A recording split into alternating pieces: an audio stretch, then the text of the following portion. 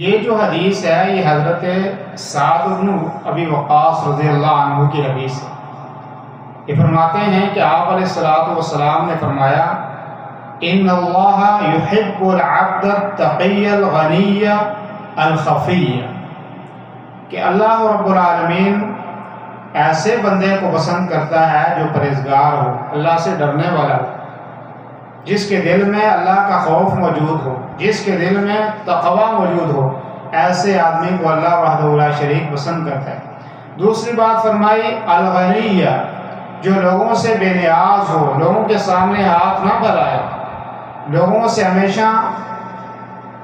اپنے آپ کو دور رکھنے کی کوشش کرتا ہو، لوگوں کے مال کی طرف اپنی نظر نہ کرتا ہو، اللہ وحدہ لا شریک پر کامل اعتماد اور یقین رکھتا ہو، لوگوں سے بے نیاز ہو۔ اور تیسری چیز فرمائی الخفیہ،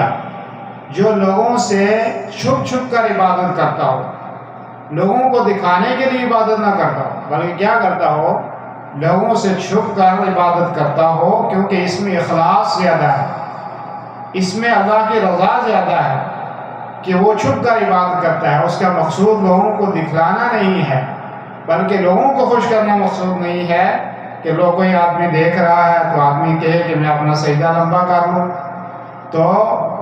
یہ مقصود نہ ہو، بلکہ اس کی عبادت خالصتاً لوجہ اللہ، اللہ وحدہ لا شریک کی رضا کے لیے ہو۔